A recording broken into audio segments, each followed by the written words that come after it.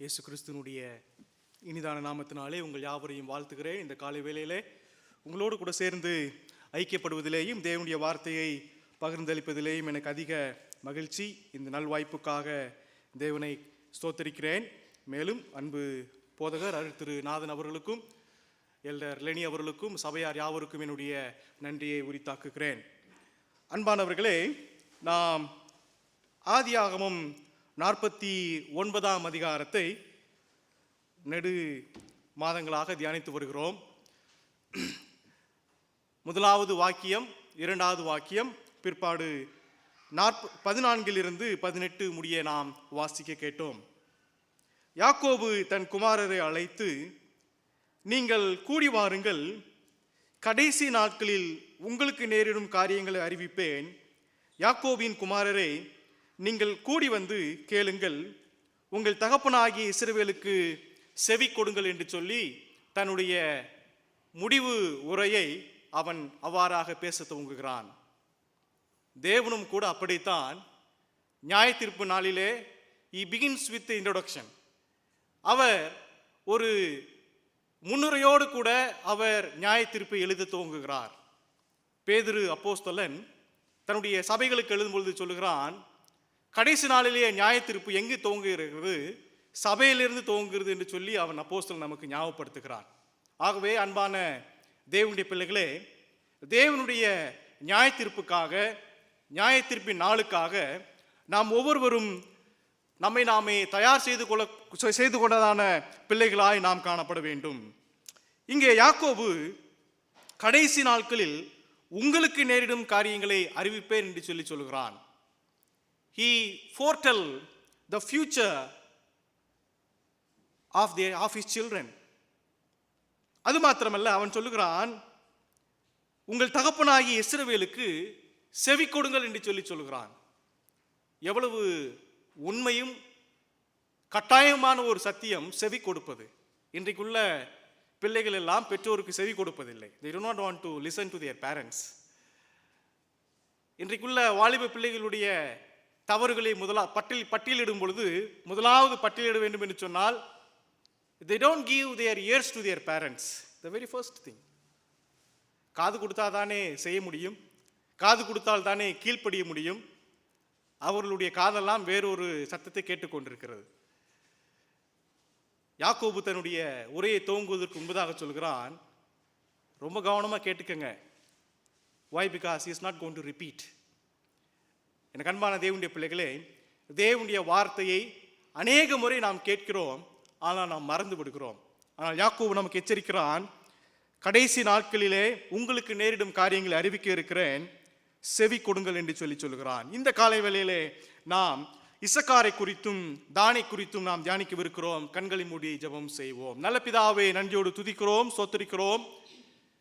தேவரீர் உம்முடைய குமாரனா இயேசு கிறிஸ்துவின் மூலமாக எங்களை நீ ரட்சித்து, ஆண்டவரே, இந்த உலகத்திற்கும் உமக்கும் முன்பதாக பாவிகளாயிருந்ததான எங்களை நீதிமான்களாய் நீர் மாற்றியிருக்கிறீர். அதற்காக நன்றி செலுத்துகிறோம். ரட்சிப்பின் நிச்சயத்தை எங்களுடைய இருதயத்தில் கொடுத்திருக்கிறீர், நன்றி. ஆண்டவரே, இந்த பாவமுள்ள உலகிலே நாங்கள் பரிசுத்தமாய் வாழ வேண்டும் என்று சொல்லி நீர் எங்களை எச்சரித்து உம்முடைய வார்த்தையானது எங்களுடைய இருதயத்திலே ஒவ்வொரு நாளும் நீர் தொனிக்க பண்ணுகிறீர். அதற்காக நன்றி செலுத்துகிறோம் தகப்பனே. இது உம்முடைய நாள், இது உம்முடைய வார்த்தை, உம்முடைய சத்தத்தையே நாங்கள் கேட்க உம்முடைய அடியார்களாகிய நாங்களும் உம்முடைய பிள்ளைகளாகிய நாங்களும் எங்களை முற்றிலுமாய் வசம் ஒப்புவிக்கிறோம். நீர் எங்களை காத்து வழிநடத்தியர்களும் இயேசு கிறிஸ்துவின் ஜெபிக்கிறோம் பிதாவே, ஆமென். எனக்கு அன்பான தேவனுடைய பிள்ளைகளே, 49ஆம் அதிகாரம் 28வது வாக்கியத்தில் இப்படியாக வாசிக்கிறோம், அவர்கள் எல்லாரும் இஸ்ரவேலின் 12 கோத்திரத்தார், அவர்களுடைய தகப்பன் அவர்களை ஆசீர்வதிக்கையில் அவர்களுக்கு சொன்னது இதுதான், அவன் அவனுக்குரிய ஆசீர்வாதம் சொல்லி அவன் அவனை ஆசீர்வதித்தான் என்று சொல்லி பார்க்கிறோம். 12 பிள்ளைகளை ஒரு சேர கூடிவரை செய்தாலும் one cannot take the another's blessing. ஒருவன் மற்றவருடைய ஆசீர்வாதத்தை எடுத்துக்கொள்ள கூடாத ஒரு சூழ்நிலையிலே அவன் கூடிவர செய்கிறான். தன்னுடைய ஆசீர்வாதங்களை, தன்னுடைய முடிவு காரியங்களை சொல்லுகிறான். அநேக வேளையிலே we jealous of others blessing. மற்றவர்களுடைய ஆசீர்வாதத்தை குறித்து நாம் பொறாமைப்படுகிறோம் இல்லையா? அது மனிதர்களுக்குள்ளே உண்டான ஒரு இயல்பு. பாவமுள்ள எல்லா மனிதனும் மற்றவர்களுடைய பொருட்களை, மற்றவர்களுடைய ஆசீர்வாதங்களை கண்டு மெச்சிக்கொள்வது, அது மாதிரி எனக்கு இருந்தால் நல்லா இருந்திருக்குமே, அவருடைய உடையை போல எனக்கு இருந்தால் நன்றாக இருக்குமே, அவருடைய கலரை போல எனக்கும் கலராக இருந்தால் நன்றாக இருக்குமே, அவரை போல வீடு இருந்தால் எனக்கும் நன்றாக இருக்குமே, அவரை போல கார் இருந்தால் நன்றாக இருக்குமே. நாம் இந்த உலகத்தினுடைய காரியங்களை குறித்து நாம் மெச்சிக்கொள்வதும் பொறாமைப்படுவதும் மனிதனுக்குரிய ஒரு இயல்பு. ஆனால் யாக்கோபு தன்னுடைய ஆசீர்வாதத்தில் சொல்கிறான், இது அவனுக்குரிய ஆசீர்வாதம் என்று சொல்கிறான். He has not generalized any blessing to anyone. இந்த 49ஆம் அதிகாரத்தில் எந்த ஆசீர்வாதத்தையும் பொதுவான ஆசீர்வாதம் என்று சொல்லவில்லை. இது உனக்குரியது, அதை நீ வைத்துக் கொள்ளலாம், இது பொதுவானது, இதையே நீ வைத்துக் கொள்ளலாம் என்று சொல்லவில்லை. பொதுவாக இந்த நம்முடைய குடும்பங்களில் எல்லாம் தகப்பனார் வசிக்கக்கூடியதான வீட்டிலே எல்லாருக்கும் பங்கு உண்டு என்று சொல்லுவாங்க. அங்கே இருக்கக்கூடியதான நிலங்களை, பணங்களை எல்லாம் பகுதி பகுதியாக பிரித்து கொள்ளலாம். ஆனால் தகப்பனார் வசிக்கக்கூடியதான வீட்டில் எல்லா பிள்ளைகளுக்கும் சொத்து பங்கு உண்டு இல்லையா? ஆனால் அந்த யாக்கோபுடைய ஆசீர்வாதத்தில் அப்படி அல்ல. உங்களுக்கு சொல்லிட்டு பொதுவாக வச்சு போல நான் சொல்றது இதோ அதான் உங்களுக்கு. ஆக ஒவ்வொரு பிள்ளையும் செவி கொடுத்து கேட்பது மிகவும் அவசியம் உள்ளதாக காணப்பட்டது. முதலாவது நாம் வாசிக்கிறோம் இசக்காரை குறித்து 14வது வாக்கியத்தில், இசக்கார் 2 பொதியின் நடுவே படுத்து கொண்டிருக்கிற பலத்த கழுதை என்று சொல்லி நாம் வாசிக்கிறோம். ஒவ்வொரு பிள்ளைகளையும் அவன் ஒவ்வொரு அடைமொழியோடு கூட சிங்கம் என்று சொல்லி அழைக்கிறான், கீழே சர்ப்பம் என்று சொல்லி அழைக்கிறான், கழுதை குட்டி என்று சொல்லுகிறான். அது அந்த விலங்கை அடையாளப்படுத்துவது அல்ல, அந்த விலங்கினுடைய குணாதிசயங்களை அடையாளப்படுத்தி இங்கே யாக்கோபு சொல்லுகிறான். கழுதை யாக்கோபுடைய வீட்டில் நிச்சயமாக காணப்பட்டிருக்க முடியும். ஏனென்று சொன்னால் ஆபிரகாமுடைய காலங்களில் இருந்து அவனுக்கு குதிரைகள் இருந்தது, கழுதைகள் இருந்தது, ஒட்டகங்கள் இருந்தது. அந்த நாட்களிலே கழுதைகளை வைத்திருக்கிறவன் பெரும் பணக்காரன். இந்த நாட்களிலே எல்லாரும் கழுதை பார்த்துருக்கிறீங்களா? இங்கே இருக்கிறவங்க how many of you have seen donkey? ஊர்ல இருந்து வந்திருப்பாங்க நிச்சயமா. நீங்க பார்த்துருக்கிறியாமா? have you seen a donkey? maybe in a zoo. okay. கழுதை, டாங்கி வேத புத்தகத்தில் பரவலாக காணப்படக்கூடியதான ஒரு விலங்கினம். It is a domestic animal, it is not a wild animal, it is a domestic animal. அந்த கழுதையானது அந்த நாட்களில் எல்லாருடைய வீடுகளிலும் காணப்பட்டது. கழுதை வைத்திருக்கக்கூடியதான மனிதன் செல்வந்தன். உங்களுக்கு ஞாபகம் ஊட்டும்படியாக சொல்லுகிறேன், கிறிஸ்துநாதர் அவர் தன்னுடைய கடைசி அந்த கீத பவனியை, அந்த பவனியை எருசலேமை நோக்கி செய்யும் பொழுது அவர் ஒரு வீட்டிலே கட்டப்பட்டிருக்கக்கூடியதான கழுதை என்று சொல்லுகிறார். அந்த கழுதையானது ஒருவரும் ஒரு காலும் ஏறிராத ஒரு கழுதை. அதை கிறிஸ்துவுக்காக அவன் தயார் செய்து வைத்திருக்கிறான். வீடுகளிலே கழுதை வைத்திருப்பது அந்த நாட்களிலே ஒரு பாக்கியமான ஒரு காரியமாய் காணப்பட்டது. இப்பொழுதெல்லாம் எப்படி நாம் கார் வைத்திருக்கிறோமோ, மோட்டார் சைக்கிள் வைத்திருக்கிறோமோ, அப்படி அன்றைக்கு கழுதை வைத்திருப்பது ஒரு பெரும் பாக்கியமாக, ஆசீர்வாதமாக காணப்பட்டது. இங்கே இசக்காரை குறித்து யாக்கோபு சொல்கிறான், இசக்கார் 2 பொதியின் நடுவே படுத்து கொண்டிருக்கக்கூடிய பலத்த கழுதை, a strong donkey. ஒரு பலத்த கழுதை, ரொம்ப நோஞ்சானான கழுதை இல்லை, ரொம்ப இளவயது கழுதை இல்லை, எல்லா வேலைகளையும் செய்யக்கூடியதான ஒரு கழுதை என்று சொல்லுகிறான். he praised Isaac. அவன் தன்னுடைய இசக்காரை பார்த்து சொல்லும் பொழுது, you are a very strong man, என்னுடைய வீட்டினுடைய எல்லா பணிகளையும் செய்யக்கூடியதான பாக்கியம் உனக்கு கொடுக்கப்பட்டிருக்கிறது என்று சொல்லி தன்னுடைய மகனை குறித்து மிகவும் புகழ்ந்து பேசுகிறான். அங்கே இருக்கக்கூடியதான எல்லா மனிதர்களை, அந்த சகோதரரிடத்திலும் இசக்கார் உண்மையிலே மிகவும் மகிழ்ந்திருப்பான். என்று சொன்னால் என்னுடைய தகப்பன் என்னுடைய தன்னுடைய வீட்டினுடைய எல்லா பொறுப்பையும் நான் செய்யக்கூடியவன் என்று சொல்லியிருக்கிறார் என்று சொல்லி நிச்சயமாக மகிழ்ந்திருப்பான். ஆனால் அவன் எவ்வாறு அடையாளப்படுத்தப்படுகிறான்? 2 பொதியின் நடுவே படுத்து கொண்டிருக்கக்கூடியதான பலத்த கழுதை. You are a strong donkey but you are laying down. நீ படுத்து கொண்டிருக்கிறாய், நின்று கொண்டிருக்கவில்லை, கட்டப்பட்டிருக்கவில்லை, படுத்து கொண்டிருக்கிறாய் என்று சொல்கிறான். You are a strong but you are a lazy donkey என்று சொல்கிறான். எனக்கு அன்பான தேவனுடைய பிள்ளைகளே, தேவன் நம்மை ஞானத்தினாலும், தேவன் நம்மை அவருடைய ஆசீர்வாதத்தினாலும், தேவன் நம்மை அவருடைய பலத்தினாலும் நம்மை நிறைத்திருக்க அநேக வேளையிலோ நாம் சோம்பலுள்ளவர்களாக 2 பொதியின் நடுவே படுத்து கொண்டிருக்கிறோம். இந்த புதிய ஆண்டை நாம் ஆரம்பித்தோம். இன்னும் 2 நாட்களில் இந்த இந்த மாதம் முடிந்துவிடும். 2023 January will be completed. We have another only 11 months.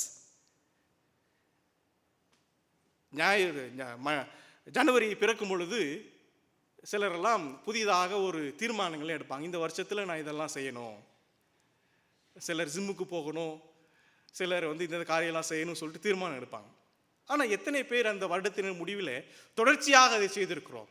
சிலர் வேதத்தை வாசித்து முடித்து விட வேண்டும், சிலர் ஒரு குறிப்பிட்ட நாளிலே இவ்வளவு மணி நேரம் தேவனுக்காக செலவிட வேண்டும், சிலர் ஜப கூட்டங்களிலே தவறாது கலந்து கொள்ள வேண்டும், எல்லா ஞாயிறு ஆராதனையில் கலந்து கொள்ள வேண்டும். இப்படியெல்லாம் கிறிஸ்தவர்கள் தீர்மானங்கள் எடுக்கிறோம். ஆனால் அதை நாம் பின்பற்றுகிறோமா? ஏன் பின்பற்ற முடிகிறதில்லை?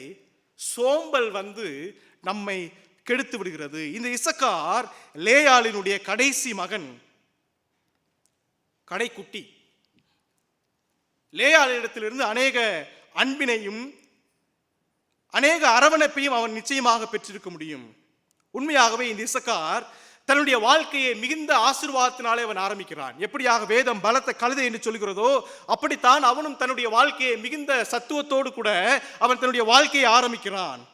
வேதம் சொல்லுகிறது, என்னாகமம் 1 அதிகாரம் 28 29 வரைக்கும் வாசிக்கும் பொழுது, அங்கே அவன் வனாந்தரத்திலே போரினர்களோடு கூட மிகுந்த ஒரு சத்துவம் உள்ளவனாக அவன் காணப்படுகிறான். அதே என்னாகமம் 7 அதிகாரம் 18 வாக்கியத்தில் வாசிக்கும் பொழுது, வனாந்தரத்திலே தேவனுடைய கூடாரமானது கட்டப்படும் பொழுது, when they were building the tabernacle, he offered so much offering. ஏன்னா ரொம்ப வேலைக்காரன், நல்லா கஷ்டப்பட்டு வேலை செய்கிறவன். So he has offered generously so much offering to the tabernacle. யோசுவா 19 அதிகாரம் 23 வாக்கியத்தில் வாசிக்கிறது போல, அவன் தேவன் சொன்னது போலவே வாக்குத்தத்தம் பண்ணப்பட்டதான தேசத்தை அவன் சுதந்திரித்துக் கொள்கிறான். நியாயாதிபதிகள் 5 அதிகாரம் 15 வாக்கியத்தில் வாசிக்கிறது போல, அவன் தெபோராவோடு கூட அவன் சிசரியாவை சண்டையிடும் பொழுது தெபோராவுக்கு மிகவும் உறுதுணையாய் காணப்படுகிறான். நியாயாதிபதிகள் 10 அதிகாரம் 1 வாக்கியத்தில் வாசிக்கிறது போல, தோலா என்று சொல்லக்கூடியதான நியாயாதிபதி இவனுடைய வம்சத்திலிருந்து வந்தவன். ஆக இந்த இசக்கார் தேவனாலே ஆசீர்வதிக்கப்படவில்லை என்று சொல்லி எந்த ஒரு மனிதனாலும் சொல்ல முடியாது. அவனுடைய வார்த்தைக்கு தகுந்த மாதிரி, அவனுடைய குணநலனுக்கு தகுந்தது போல அவன் உண்மையாகவே தேவனாலே ஆசீர்வதிக்கப்பட்டவன், தேவனாலே உபயோகிக்கப்பட்டவன். 1 நாளாகமம் 12 அதிகாரத்தில் வாசிக்கிறோம், நான் அங்கே ராஜ்ய பாரமானது தாவீதுக்கு மாற்றப்படும் பொழுது அநேகர் சவுலை தெரிந்து கொள்கிறார்கள். ஆனால் இவனோ தாவீதோடு கூட நிற்கிறான். அன்பானவர்களே, ராஜ்ய பாரங்கள் வரைக்கும் அவனுடைய வாழ்வானது மிகுந்த ஆசீர்வாதம் உள்ள ஒரு வாழ்க்கையாக காணப்பட்டது, ராஜ்யம் பிரிக்கப்படும் வரைக்கும். ஆனால் பின்னான நாட்களில் என்னானது? நான் வேதத்தில் வாசிக்கும் பொழுது இந்த இசக்கார் பின்வாங்கி போகக்கூடியதான ஒரு மனிதனாக அவன் காணப்படுகிறான். பாருங்கள், வெளிப்படுத்தின விசேஷத்திலே நாம் எபேசு சபையை குறித்து வாசிக்கிறோம்.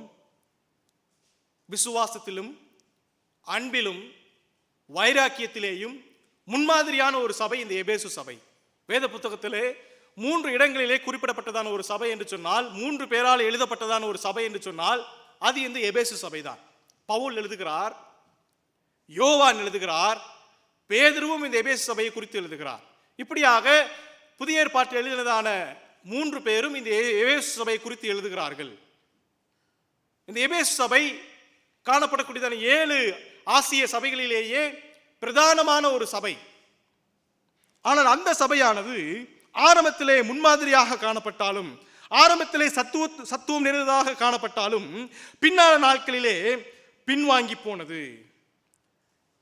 இந்த இசக்காரை குறித்து வேதம் சொல்கிறது, அவன் 2 பொதியின் நடுவே படுத்துக் கொண்டிருக்கக்கூடியதான கழுதை. பொதி பார்த்துருக்கிறீங்களா? பொதினா அந்த கழுதை மேல வண்ணாங்க என்ன பண்ணுவாங்கன்னா, துணி துவைக்கிறதுக்காக என்ன பண்ணுவாங்கன்னா ஒரு பெரிய ஒரு வேஸ்டில் என்ன பண்ணுவாங்கன்னா எல்லார் வீட்டில் இருந்து துணி என்ன பண்ணுவாங்கன்னா கலெக்ட் பண்ணி ஒரு பெரிய மூட்டையை கட்டிடுவாங்க. இந்த பக்கம் ஒரு மூட்டை, இந்த பக்கம் ஒரு மூட்டை. ஒரு கழுதைக்கு என்ன பண்ணுவாங்கன்னா 2 பக்கம் மூட்டையை தொங்க விட்டுருப்பாங்க. அது என்ன பண்ணணும், அது ஆற்றுக்கு பற்றிட்டு போவாங்க. அந்த இதை நான் சிறு வயதாக இருக்கும்பொழுது நான் பார்த்துருக்கிறேன். இப்பொழுதெல்லாம் யாரும் இப்போ வண்ணார்களே இல்லை, இருப்பதில்லை. இல்லை, ஊரில் இப்போ வண்ணார்களே இல்லை, துணி துவைப்பர்கள் இப்போ இல்லை. They become modernised. They were called as today the laundry people இல்லையா, என்ன சொல்லுவாங்க அவங்கள, வாஷிங் மிஷின் இல்லை இருக்கிறாங்க, கடைலாம் ஸ்டோர்லாம் வச்சுருக்குறாங்க. ட்ரை கிளீனர்ஸ்லாம் இப்போ போர்டெல்லாம் வேறு மாதிரி வச்சு என்ன பண்ணிடுறாங்க இப்போது அவங்க. They become very modernised today. சரி, 2 பக்கமும் வைத்திருக்கக்கூடியதான பொதி, அது நின்று கொண்டிருக்கக்கூடியதான கழுதை அல்ல, படுத்து கொண்டிருக்கக்கூடியதான கழுதை. யோசித்து பாருங்கள், ஒரு மனுஷன் 2 பக்கமும் பில்லோ வச்சு தூங்கணும், இஸ் வெரி கம்ஃபர்டபுள்.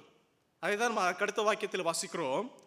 அவன் இளைப்பாறுதல் நல்லது என்றும் நாடு வசதியானது என்றும் கண்டு சுமக்கிறதற்கு தன் தோளை சாய்த்து பகுதி கட்டுகிறவன் ஆனான் என்று சொல்லி பார்க்கிறோம். அவன் இளைப்பாறுதல் நல்லது என்று சொல்லியும் நாடு வசதியானது என்றும் கண்டு சுமக்கிறதற்கு தன் தோளை சாய்த்து பகுதி கட்டுகிறவன் ஆனான். இளைப்பாறுதல் நல்லது என்றும், எல்லாருக்குமே ஓய்வு தேவை, எல்லாருக்குமே கம்ஃபர்டபுள் லைஃப் ரொம்ப தேவைதான் இருக்குது. இந்தியாவை பார்க்கலும் சிங்கப்பூர்லே we are all comforted. We are looking for a comforted life. ரொம்ப வசதியான வாழ்க்கை. வீடு வாங்கும் பொழுதோ அல்லது வேற ஒரு இடத்திற்கு பிரயாணப்படும் பொழுதோ we look for a comfort journey every day. MRT பக்கத்தில் இருக்குதா, பஸ் ஸ்டேஷனுக்கு பக்கத்தில் இருக்குதா, இப்படியெல்லாம் பார்த்து வீடு வாங்குகிறோம். அதில் ஒன்றும் தவறு இல்லை. ஆனால் இந்த மனிதனை பாருங்கள், 2 பொதியின் நடுவே படுத்துக்கொண்டு எந்த ஒரு வேலையும் செய்யாது இருக்கிறான். ஏன் தெரியுமா? அவனுடைய ஆசீர்வாதங்கள் அவனுக்கு கொடுக்கப்பட்டாகிவிட்டது. தேவன் அவனுக்கு சொன்னதான காரியங்கள் அவனுக்கு கொடுக்கப்பட்டாகிவிட்டது. அதற்கு மேலே அவன் வேறொன்றையும் செய்ய அவன் விரும்பவில்லை. He is such a lazy man, a lazy boy. சில வாலிப பிள்ளைகள் எல்லாம் அப்படித்தான் இருக்கிறார்கள் நம்முடைய வீடுகளிலே. they are very lazy. என்னோடு கூட ஒரு மாணவர் இருந்தார். அவரை ஒரு ஒரு ஒரு சின்ன ஒரு ஸ்லம் பகுதிக்காக போய் சண்டே ஸ்கூல் நடத்தி கொண்டு வாருங்கள் என்று சொல்லி சொன்னேன். அப்போ நான் அந்த சகோதரத்தில் கேட்டேன், எப்படி போனீங்கன்னு சொல்லி கேட்டேன். ஞாயிற்றுக்கிழமை எப்படி போனீங்க? ஆட்டோவில் போனேன் சார் சொல்லி சொன்னார். இந்த டிஸ்டன்ஸ்க்கு ஆட்டோவில் போனீங்க? It was a very short distance. People doesn't want to walk. This generation of people doesn't want to walk. This generation of people doesn't want to take the public transport. They wanted to have a taxi. Very soon they may fly to a short distance. நடப்பதற்கு சோம்பேறி, வேலை செய்வதற்கு சோம்பேறித்தனம். ஏனென்று சொன்னால் அவர்கள் பெற்றோருடைய ஆசீர்வாதம், பெற்றோருடைய சொத்து எனக்கு இருக்கிறது, அது போதும் என்று சொல்லி நினைத்துக் கொண்டிருக்கிறார்கள். இந்த இசக்கார் பின்னான நாட்களிலே அவன் காணாமல் போவதற்கும் பின்னான நாட்களிலே தேவனுடைய ஆசீர்வாதத்தை இழந்து போவதற்கும் காரணம் என்ன? The laziness began with Isaac. அவருடைய தகப்பனோ தன்னுடைய சோம்பேறித்தனத்தினாலே தன்னுடைய வாழ்க்கையை துவங்குகிறான். என்னாகமம் 12ஆம் அதிகாரத்தை வாசிக்கும் பொழுது அங்கே சுதந்திரிக்கப்படக்கூடியதான தேசத்தை குறித்து 12 கோத்திரத்தாரும் அவர்கள் அதை கண்டு அதனுடைய காரியங்களை அறிவிக்க வரும் பொழுது அவன் இசக்கார் சொல்லுகிறான், ஐயோ அவங்கெல்லாம் பெரிய ஆளுங்க, அவங்களெல்லாம் நம்மால வெற்றி கொள்ள முடியாது, நமக்கு இருக்கிறதுல நம்ம அப்படி இருந்துட்டு அப்படியே போயிடுவோம். He brought a bad report of the giants. இன்னும் ஒரு தவறை செய்கிறான். 2 நாளாகமம் 30ஆம் அதிகாரம் 18வது வாக்கியத்தில் வாசிக்கும் பொழுது 2 நாளாகமம் 30ஆம் அதிகாரம் 2 நாளாகமம் 30வது அதிகாரம் 18வது வாக்கியத்தில் இப்படியாக வாசிக்கிறோம். சபையிலே அநேகர் தங்களை பரிசுத்தம் பண்ணி கொள்ளாதிருந்தார்கள். ஆகையால் சுத்தமில்லாத எல்லாரையும் கர்த்தருக்கு பரிசுத்தம் பண்ண லேவியர் அவர்களுக்காக பஸ்காவின் ஆட்டுக்குட்டிகளை அடிக்கும் காரியத்தை விசாரித்தார்கள். அது என்னவென்றால், எப்ராயிம், மனாசே, இசக்கார், செபுலோன் மனுஷரில் ஏராளமான அநேகம் ஜனங்கள் தங்களை சுத்தம் பண்ணி கொள்ளாதிருந்தும் எழுதிராத பிரகாரமாக பஸ்காவை சாப்பிட்டார்கள். அவர்களுடைய சோம்பல் எதுவரைக்கும் உச்சம் பெற்றது? தேவனை தேடுவதற்கு தங்களை சுத்தம் பண்ணி கொள்ளாமல் தேடக்கூடியதான அந்த சோம்பேறித்தனத்திற்கு முச்சமுள்ளாக போய்விட்டது. உங்களுக்கு ஞாபகம் இருக்கலாம், முதல் முறையாக இஸ்ரவேல் ஜனங்கள் மோசேயின் இடத்திலே நாங்களும் தேவனை பார்க்க வேண்டும், நாங்களும் தேவனுடைய சத்தத்தை கேட்க வேண்டும் என்று சொல்லும் பொழுது 3 நாட்கள் 3 days they were cleansing themselves. சிந்தையிலும் சரீரத்திலும் தங்களை சுத்தம் பண்ணி கொண்டு தேவனுடைய சத்தத்தை கேட்கும் பொழுது நடுநடுங்கினார்கள். ஆனால் இங்கே இந்த இசக்காரனுடைய புத்திரர்கள் என்ன செய்கிறார்கள்? சுத்தம் பண்ண தங்களை பரிசுத்தம் பண்ணி கொள்ளாதிருந்தார்கள். எழுதியிருந்த பொழுதும் ஏராளமான ஜனங்கள் தங்களை சுத்தம் பண்ணி கொள்ளாதிருந்தும் எழுதியிராத பிரகாரமாக பஸ்காவை சாப்பிட்டார்கள். பாருங்கள் எவ்வளவு சோம்பல் உள்ளவர்களாய் காணப்படுகிறார்கள் தேவனுடைய காரியத்தில். எனக்கு அன்பான தேவனுடைய பிள்ளைகளே, நீதிமொழிகள் 2 இடங்களிலே வாசிக்கிறோம், சோம்பேறிகளை குறித்து வாசிக்கிறோம். இன்னும் கொஞ்சம் தூங்கட்டும், இன்னும் கொஞ்சம் தூங்குவேன் என்று சொல்லி கை முடக்கி கொண்டு தூங்கி கொண்டிருக்கிற குறித்து வேதம் சொல்கிறது. உன்னுடைய தரித்திரம் வழிபோக்கனை போல வரும் என்று சொல்லுகிறது. Your poverty will come as a stranger. அன்பான தேவனுடைய பிள்ளைகளே, சோம்பலை ஒருபோதும் நம்முடைய குடும்பங்களிலே அனுமதிக்காதிருங்கள். If you have seen your kids sleeping over the time, spank them. Just spank them. Yes, we need to. If they are doing something which is irrelated to a Christian family, Christian home, just spank them. வேதம் சொல்லுகிறது பிறம்பினால் கையாளாகாத மகனுடைய வாழ்க்கை எப்படியா இருக்கும் என்று சொல்லி வேதம் நமக்கு கற்றுக் கொடுக்கிறது. இசக்கா நல்ல மனிதன் தான், தேவனுடைய ஆசீர்வாதத்தை பெற்றவன் தான். But he was comforted. போதுமான சொத்து எனக்கு இருக்கிறது, இனிமேல் ஏன் வேலை செய்ய வேண்டும் என்று சொல்லி நினைக்கிறான். இதோ சோம்பேறினுடைய வயலை கடந்து போனேன். வேதம் சொல்லுகிறது நீதிமொழிகள் அது எப்படியா இருந்தது? காஞ்சோரியும் முட்செடிகளுமா இருந்தது என்று சொல்லி வேதம் சொல்லுகிறது. They have a land. சோம்பேறிக்கு நிலம் இருக்கிறது, ஆனால் அந்த நிலம் எப்படியா இருக்கிறது? காஞ்சோரியும் முட்செடிகளுமாய் நிறைந்திருக்கிறது. எனக்கு அன்பான தேவனுடைய பிள்ளைகளே, தேவன் நம்மை பிள்ளைகளினாலே ஆசீர்வதித்திருக்கிறார், வேலைகளினாலே ஆசீர்வதித்திருக்கிறார். Let us not take anything in slothful. Let us not work anywhere in a slothfulness. சோம்பேறித்தனமாக எங்கேயும் வேலை செய்ய வேண்டாம். சில மனிதர்கள் நம்முடைய வாழ்க்கையில் நாம் காண்கிறோம். There are 2 kinds of people. First group of people who work behind the screen and they never project themselves before the screen. They are very active. The second group of people, they take the names of the works that done behind the screen of the people. இரண்டாவது கூட்டம் என்ன செய்கிறது? திரையின் மறைவிலிருந்து செய்யக்கூடியதான மனிதர்களுடைய வேலையெல்லாம் தன்னுடைய வேலையாக காண்பித்துக் கொள்கிறார்கள். அது ரொம்ப மோசம். Don't ever do that.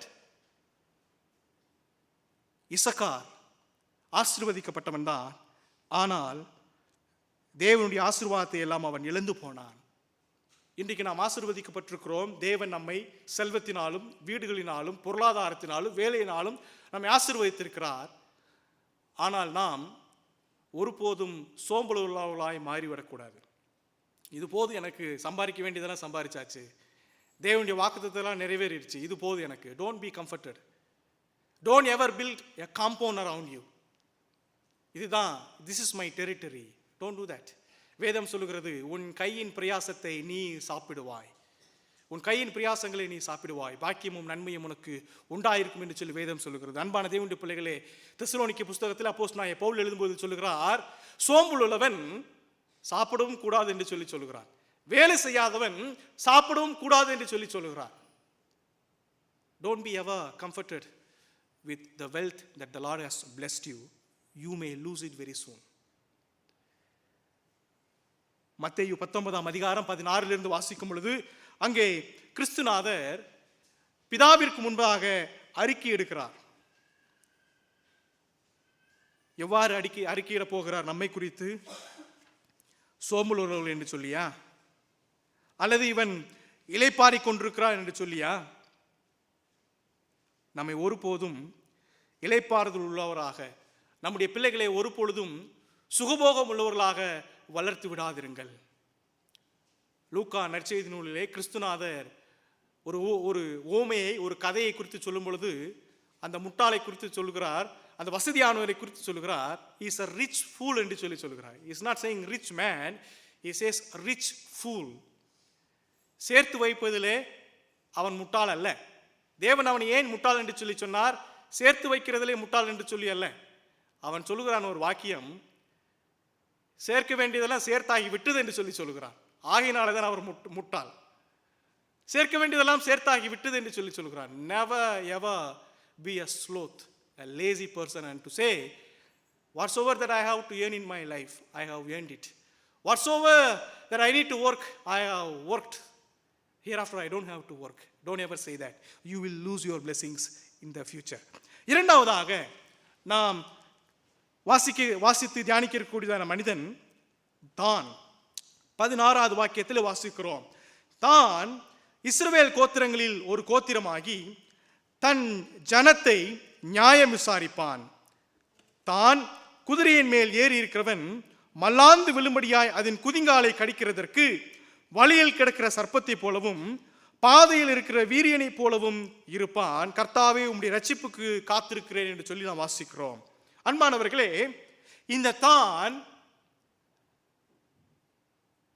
ராகேலினுடைய வேலைக்காரிக்கு பிறந்தவன். லேயாளுடைய பிள்ளைகளை எல்லாம் முடித்தாகிவிட்டது. பிற்பாடு ராகேலுடைய வேலைக்காரிக்கு பிறந்ததான பில்காலுக்கு பிறந்ததான இந்த மகனை அவன் அடையாளப்படுத்துகிறான். இந்த தானுடைய சூழ்நிலையை யோசித்து பார்த்து கொண்டிருந்தேன். யோசேப்புக்கு பல வர்ணமான அங்கியை தன்னுடைய அந்த யாக்கோபு கொடுத்திருக்கும் பொழுது இந்த தானுடைய எண்ணம் எப்படியா இருந்திருக்கும்? அவருக்கு மொத்தம் கொடுக்குறாரு, எனக்கு கொடுக்கலையே. லேயாளுடைய பிள்ளைகள் நினைப்பதை பார்க்கலும் இவனுடைய நினைவு ரொம்ப வேதனையான ஒரு நினைவாக இருந்திருக்கும். Because he was not born of the legal wife such as Rachel and Leah. He was born of a concubine, a servant lady. இவன் தேவனுடைய ஆசீர்வாதத்திலே, யாக்கோபுடைய ஆசீர்வாதத்திலே அவன் அனுமதிக்கப்படுகிறான். இவனுடைய தாயாகிய பில்கால் தேவனாலே கொடுக்கப்பட்டவள் அல்ல, தேவனாலே அனுமதிக்கப்பட்டவள். இந்த தான் ஒவ்வொரு வேளையும் லேயாளுடைய பிள்ளைகளும் ராகேலுடைய பிள்ளைகளும் யாக்கோபை பார்த்து தகப்பனே என்று சொல்லி அழைக்கும் பொழுது அவனும் கூட அழைத்திருப்பான். But he will have a little sensation in his heart. ஓ, என்னுடைய தாயார், my mama, she is not like the Joseph mama. My mama is not just like the Jude's mama. She is a servant lady. She is always submissive, not only to Jacob but also to Rachel and Leah. ஏன் எங்க அம்மா இப்படி இருக்கிறாங்க? A child with so much pain. ஆனால் அவன் அழைத்து வரப்படுகிறான். யாக்கோபின் குமாரரே, கூடி வந்து கேளுங்கள், உங்கள் தகப்பனாகிய இஸ்ரவேலுக்கு செவி கொடுங்கள். அவனும் அழைத்து வரப்படுகிறான். அவன் நினைத்திருப்பான், ஒவ்வொரு பிள்ளைகளையும் அடையாளப்படுத்தும் பொழுது யாக்கோபு, am I going to come? என்னை கூப்பிடு வர மாட்டார தெரியலையே. அழைக்கப்படுகிறான். தான் இஸ்ரவேல் கோத்திரங்களில் ஒரு கோத்திரமாகி, ரொம்ப முக்கியமான வார்த்தை, இஸ்ரவேல் கோத்திரங்களில் ஒரு கோத்திரமாகி. நீ வேணா ஒருவேளை வேலைக்காரிக்கு பிறந்திருக்கலாம், but you are my son. What a precious word to தான். அந்த வார்த்தையை கேட்கும் பொழுது தான் உண்மையாகவே சந்தோஷத்தினாலே அவன் அழுதிருக்கலாம். Was a precious child among everyone. அவன் சொல்லுகிறான், இஸ்ரவேல் கோத்திரங்களில் ஒரு கோத்திரமாகி தன் ஜனத்தை நியாயம் விசாரிப்பான். அந்த 12 பேரிலே அந்த நாளிலே ரொம்ப சந்தோஷப்பட்டிருக்கிறவன் அந்த தானாதான் இருந்திருக்க முடியும். I was an abundant, despised, but he count me one among his child. எவ்வளவு ஆசீர்வதிக்கப்பட்டதான ஒரு மனிதன் பாருங்கள். வேதத்திலே பட்சபாதத்தை குறித்து நம்ம அநேக இடங்களில் வாசிக்கிறோம்.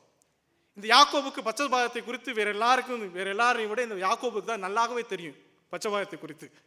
ஏன்னா அவங்க அம்மா அவனை நேசிச்சாங்க, அவங்க அப்பா அவங்க அண்ணனை நேசித்தாங்க, ஏசாவை. இந்த யாக்கோபுக்கு பட்சபாதத்தை குறித்து நன்றாகவே தெரியும். அவன் கற்றுக்கொண்டவன் மாத்திரமல்ல, செயல்படுத்தவும் செய்கிறான் தன்னுடைய பிள்ளைகளிடத்தில். He is also imposing the favoritism to his own children. A bad father, by the way, Jacob. ஆனால் அவனுடைய வாழ்க்கையை பாருங்கள். He recollected his own life. தன்னுடைய பிள்ளைகளுக்கு ஆசீர்வாதங்களை சொல்லும் பொழுது அவன் மிகவும் கவனமாக இருக்கிறான். யாரெல்லாம் விட்டுறக்கூடாது? தான் இஸ்ரவேலில் ஒரு கோத்திரமாகி என்று சொல்லி மாத்திரமல்ல, அவன் சொல்லுகிறான் தன் ஜனத்தை நியாயம் விசாரிப்பான் என்று சொல்லுகிறான். எனக்கு அன்பான தேவனுடைய பிள்ளைகளே, குடும்பங்களிலே மாத்திரமல்ல சபையிலேயும் பட்சபாதம் காணப்படுமேயானால் அந்த சபையானது ஒற்றுமையாக இருக்காது. குடும்பங்களிலே எந்த ஒரு குடும்பம் பட்சபாதத்தோடும் பார்ஷியாலிட்டி அண்ட் ஃபேவரிட்டிசம் என்று சொல்லி இரண்டு ஆங்கில வார்த்தைகள் நாம் அங்கே பார்க்கிறோம். When a family deals with the favoritism and with the partiality with their children, the family cannot stay together a longer period. சபையும் அதே போல தான்.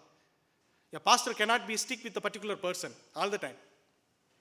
A pastor cannot be a favor to one family. A pastor cannot be a partial or favor in any of his deeds. The church will break. இந்த பாருங்க, இங்கே தானை குறித்து வாசிக்கும் பொழுது ஆதி சபையும் கூட அப்படித்தான் சொல்லுகிறது. என்ன நடந்தது? அப்போஸ்தலர் 10ஆம் அதிகாரம் 34வது வாக்கியத்தில் வாசிக்கும் பொழுது அங்கே சபையானது ஆரம்பத்தில் என்ன நடந்தது? எல்லாரும் ஒன்று போல சாப்பிட்றாங்க இல்லையா? 2ஆம் அதிகாரத்தில் கடைசியில் தான் வாசிக்கிறோம். எல்லாருக்கும் பொதுவாக இருந்தது. ஆனால் பின்னான கொஞ்ச நாட்கள் என்ன ஆகிவிட்டது?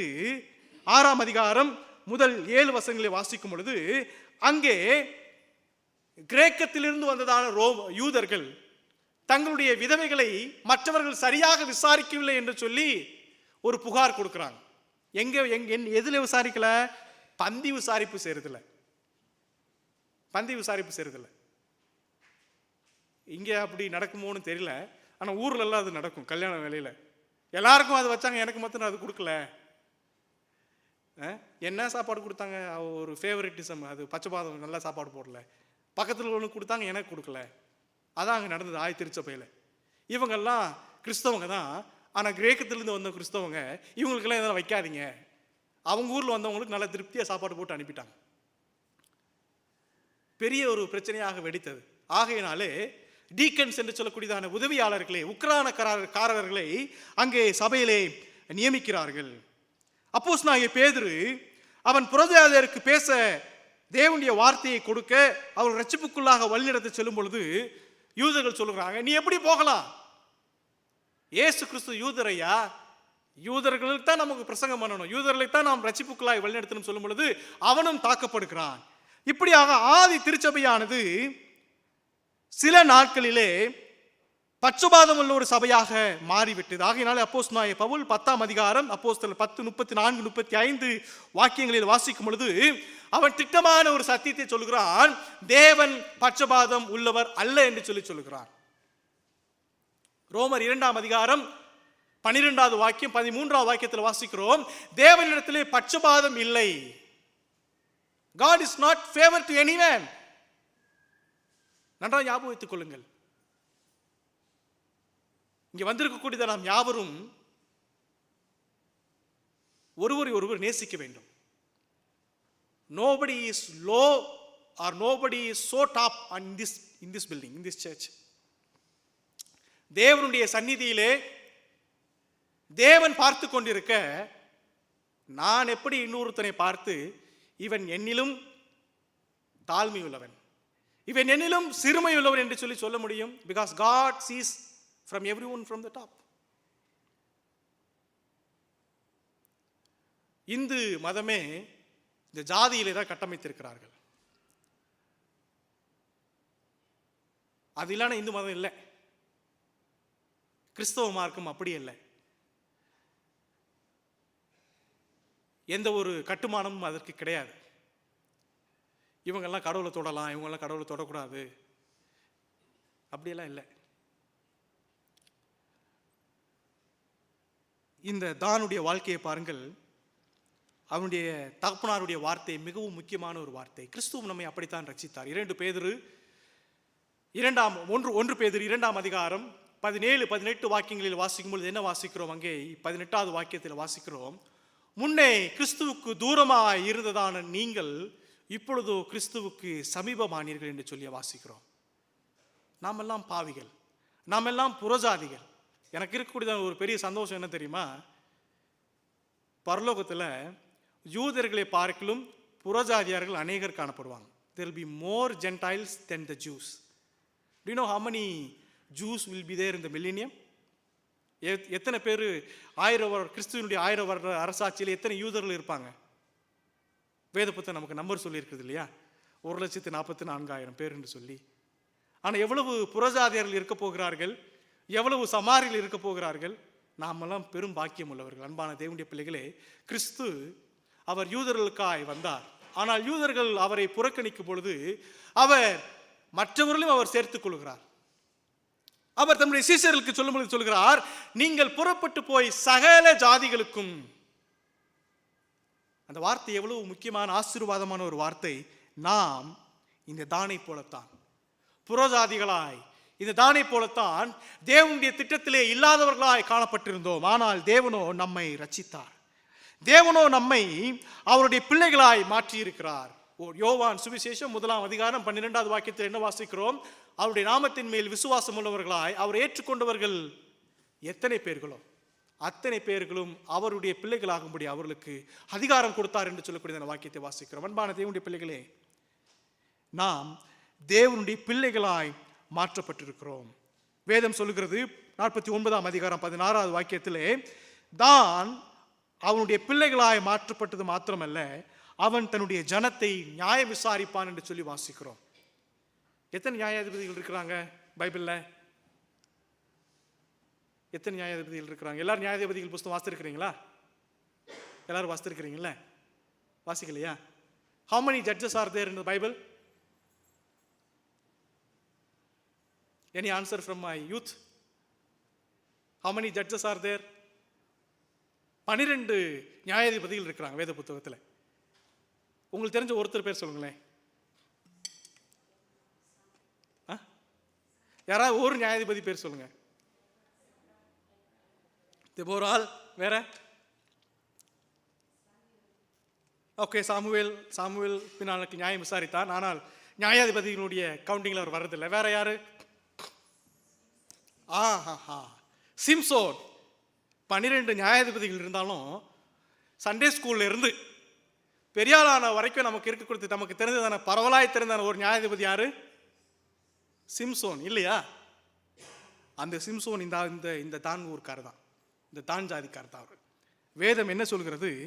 தன் ஜனத்தை நியாயம் விசாரிப்பான். அடுத்து வாசிக்கிறோம், தான் குதிரையின் மேல் ஏறி இருக்கிறவன் மல்லாந்து விழும்படியாய் அதன் குதிங்காலை கடிக்கிறதற்கு வழியிலே கிடக்கிற சர்ப்பத்தை போலும். He was all alone, one man, Samson. ஆனால் என்ன செய்கிறான்? குதிரையின் மேல் ஏறி இருக்கிறவன் மல்லாந்து விழும்படியாய் கடிக்கிறான். When a serpent, when a viper bite the horse, அது மேலே உட்கார்ந்துருக்கிற எப்படி விழுவானா? மல்லாந்து விழுவான். அவ்வளவு பலமா கடிக்குது அந்த வைப்பர், பாம்பு. சாம்சன் அந்த மாதிரி தான் பண்ணார் இல்லையா? 2 கையை பிடிச்சிட்டு ஒரு சிங்கத்தை அப்படியே வாயை பிரித்து எடுத்துட்டார். ஒரு கழுதையோட தாடை எலும்பை வச்சுக்கிட்டு 1000 பேரை கொண்டு போட்டார். 300 நரியை பிடிச்சி என்ன பண்றாரு? ஒன்றோடு ஒன்று வாளை கட்டி என்ன பண்றாரு? அது பெருசனுடைய வயல்வெளியில் தீப்பந்தத்தை கட்டி விட்டுட்டார். பை த வே, நரியை பார்த்துருக்கிறீங்களா? Fox in the zoo. Okay.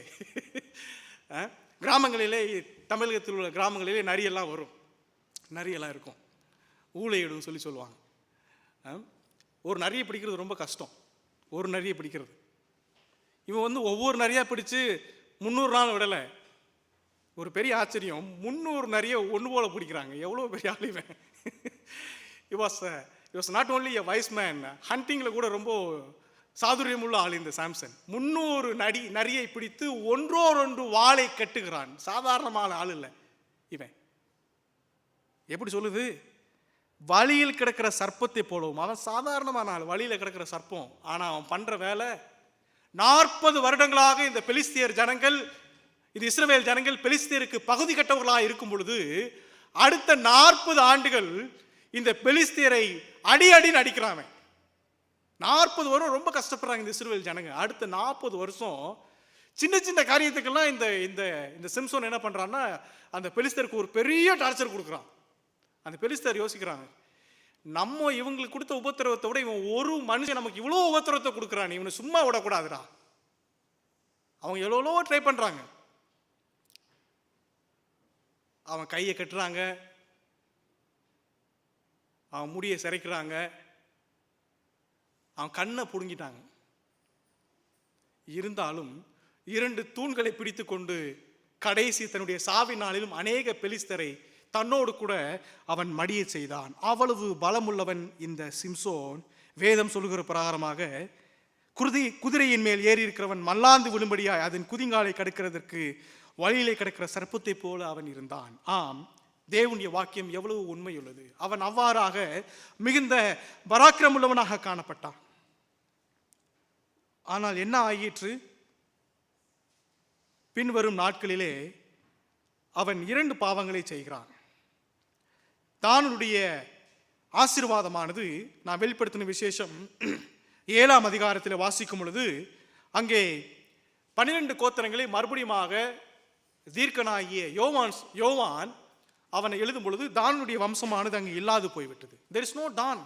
எங்க போனார் தானு? காணல. அவ்வளவு பராக்கிரமம் உள்ள ஒரு ஆளு. 40 வருஷம் இந்த தான் கோத்திரத்தார் இஸ்ரவேலை நியாயம் விசாரித்தார்கள். ஆனால் அவனுடைய பேரானதோ கடைசி நாட்களிலே 1,44,000 பேர், அந்த 1,44,000 பேரிலே 12,000 பேர் இந்த தானுடைய கோத்திரத்தார் இல்லை. எங்க போனாங்க? பாதியில he left off. He lost his place for 2 reasons. முதலாவதாக அவன் விக்கிரகத்தை அவன் வைத்துக் கொண்டிருந்தான். பின்னான நாட்களிலே வாசிக்கிறோம். யோசுவாவின் புஸ்தகம் 19ஆம் அதிகாரம் 47வது வாக்கியத்தில் வாசிக்கும் பொழுது அவன் 2 தவறுகளை செய்கிறான். அவன் முதலாவது, மற்றவர்களுடைய நிலத்தை அவன் கட்டாயமாக அவன் பிடுங்கிக் கொள்கிறான். யோசுவா 19:47 வாசிக்கிறேன். தான் புத்திரரின் எல்லை அவர்களுக்கு ஒடுக்கமாய் இருந்தபடியால் அவர்கள் புறப்பட்டு போய் லேசேமின் மேல் யுத்தம் பண்ணி அதை பிடித்து பட்டய கருக்கினால் சங்கரித்து அதை சுதந்திரித்துக் கொண்டு அதிலே குடியிருந்து லேசேமுக்கு தங்கள் தகப்பனாகிய தானுடைய நாமத்தின் படியே தான் என்று பெயரிட்டார்கள். வேதம் சொல்கிறது, அவர்கள் புறப்பட்டு போய். யார் புறப்பட்டு போய்? தான் புறப்பட்டு போய். he himself. ஞாபகம் வைத்துக் கொள்ளுங்கள், கானான் தேசத்தை அவர்கள் சுதந்திரித்துக் கொள்ளும் பொழுது எல்லா ஜனங்களும் போய், எல்லா கோத்திரத்தாரும் போய் சண்டை போடுறாங்க. ஆனா அவனுக்கு அந்த தேசம் ஒடுக்கமா இருந்தது என்று சொல்லி அவன் காண்கிறான். ஆகினால் என்ன பண்றான்? நல்லவனா இருந்தா என்ன செஞ்சிருக்கணும்? யோசுவாவிற்கோ அங்க இருக்கக்கூடிய நியாயாதிபதிகளுக்கு என்ன பண்ணியிருக்கலாம்? சொல்லியிருக்கலாம், என்னுடைய நிலம் கொஞ்சம் ஒடுக்கமா இருக்குது, வாங்க எனக்கு என்னுடைய நிலத்தை கொஞ்சம் விஸ்தாரமாக்குவதற்கு எனக்கு உதவி செய்யுங்கள் என்று சொல்லியிருக்கலாம். ஆனால் அவன் செய்கிறான், தன்னைத்தானே தனக்கு சுதந்திரத்தை ஏற்படுத்திக் கொள்ளும்படியாக இன்னோசன்ட் பீப்புள், ரொம்ப வெகு சாதாரணமான மக்கள், அவர்கள் நினையாது இருக்கும் பொழுது அவர்களை கொன்று போடுகிறான். அது மாத்திரமல்ல, அவனும் எப்ராயிமும் விக்கிரகங்களை வைத்துக் கொண்டிருந்தார்கள் என்று சொல்லி நான் வாசிக்கிறோம். எனக்கு அன்பான தேவனுடைய பிள்ளைகளே, நியாயாதிபதிகள் 17-18 அங்கே வாசிக்கும் பொழுது அவர்கள் விக்கிரகங்களை வைத்துக் கொண்டிருந்தார்கள். தேவன் அவனை ஆசீர்வதித்திருந்தார். தானை நியாயம் விசாரிக்கிறவனாக அவனுக்கு நிலங்களை கொடுத்து அவனுக்கு அதிகாரத்தை கொடுத்து வைத்திருந்தார். ஆனாலோ அவனோ பின்னான நாட்களிலே விக்கிரக வழிபாட்டுக்காரனாக மற்றவர்களுடைய சொத்துக்களை, மற்றவர்களுடைய பொருள்களை அவன் கவர்ந்து கொள்ளக்கூடியவனாக, பொருளாசை உள்ளவனாக அவன் மாறிப்போனான். தேவனுடைய ஆசீர்வாதத்தை அவன் இழந்து போனான். இந்த உலகத்தில் பொருள் மேல பொருள் சேர்த்து கொண்டிருக்கிறோம். அதனால தான் ஆண்டவர் இயேசு கிறிஸ்து அழகாய் சொல்லியிருக்கிறார், இங்கே ஒன்றும் சேர்த்து வைக்காதிருங்கள், பரலோகத்தில் சேர்த்து வைங்கன்னு சொல்லியிருக்கிறார். ஏன்னா அங்கே பூச்சி பிடிக்காது. அங்கே யாரும் களவாடி கொள்வதில்லை. இந்த தான் வம்சத்தார் தங்களுக்கு வந்ததான இச்சைகளிலிருந்து, தங்களுக்கு வந்ததான சோதனைகளிலிருந்து அவர்கள் தங்களை மேற்கொள்ளவில்லை. வேதத்தில் வாசிக்கிறோம், ஜெயம் கொள்ளுகிறவன். ஜெயம் கொள்ளுகிறவனை குறித்து நாம் யோவான் நிருபங்களிலே வாசிக்கிறோம். அன்பான தேவனுடைய பிள்ளைகளே, தான் விக்கிரகங்களுக்கு மயங்கி போனான். தான் பொருளாசைக்கு தன்னை ஒப்புவித்து விட்டான். தன்னுடைய பெயரை பரலோகத்திலிருந்து தன்னைத்தானே நீங்க செய்து விட்டான். தேவன் நீக்கவில்லை. He himself rooted out. வேதம் சொல்கிறது, அவர்கள் புறப்பட்டு போய், they departed and they themselves departed. ஒரு கேள்வி எழுகிறது இல்லையா இங்க? யாராவது ஒரு மனிதன் தன்னுடைய ரட்சிப்பை இழக்க முடியுமா? நம்முடைய விசுவாசம் என்ன நம்ம கற்றுக் கொடுக்கிறது? ஒரு மனிதன் ஒருபோதும் தன்னுடைய விசுவாசத்தை இழக்கக்கூடாது, இழக்க முடியாது. ஏனென்று சொன்னால் நம்மை ரட்சிப்பவர் தேவன். ஆனால் ஒரு மனிதன் பாவத்திலே நிலை நிற்கும் பொழுது, தன்னுடைய மனிதனை கடினமாக்கி கொள்ளும் பொழுது, தன்னுடைய பாவத்திலே தொடர்ந்து காணப்படும் பொழுது அவன் தன்னுடைய ரட்சிப்பை இழக்க முடியுமா? Yes, he can. அவன் தன்னுடைய ரட்சிப்பை இழக்க முடியும். தேவனுக்கு விரோதமாக, தேவனிடத்திலே கசப்புள்ளவனாக அவன் தொடர்ந்து செயல்படுவான் என்று சொன்னால், he himself rooted out, just like this தான். தானே போல தன்னுடைய பெயரை ஜீவ புஸ்தகத்திலிருந்து தானே கிறுக்கி கொண்டான். ஐ எம் நாட் ஃபிட், ஏன்னா என்னிடத்தில் விக்கிரகம் உண்டு. I am not fit to be in heaven, ஏனென்று சொன்னால் என்னிடத்திலே பொருளாசை உண்டு. அன்பான தேவனுடைய பிள்ளைகளே, இந்த இசக்காரும் தானும் இந்த காலை வேளையில் நமக்கு எதை கற்றுக் கொடுக்கக்கூடியவர்களாக இருக்கிறார்கள்? முதலாவது, நம்முடைய வாழ்க்கையில் இருக்கக்கூடியதான சோம்பலை முற்றிலுமாக அறவே விட்டுவிடுங்கள். நம்முடைய வாழ்க்கையில் இருக்கக்கூடியதான விக்கிரகங்களை, நம்முடைய வாழ்க்கையில் இருக்கக்கூடியதான பாகுபாடுகளை முற்றிலுமாக விட்டுவிடுங்கள். நம்முடைய வாழ்க்கையில் இருக்கக்கூடியதான பொருளாசையை முற்றிலுமாக விட்டுவிடுங்கள். தேவன் நம்மை பரலோகத்திலே பேர் எழுதியிருக்க அதை நம் கைகளினாலே நாம் அழித்து போட வேண்டாம். கர்த்தர் தாமே திருவார்த்தைகள் மூலமாக நம்மை ஆசீர்வதிப்பாராக. ஆமேன், ஆமேன்.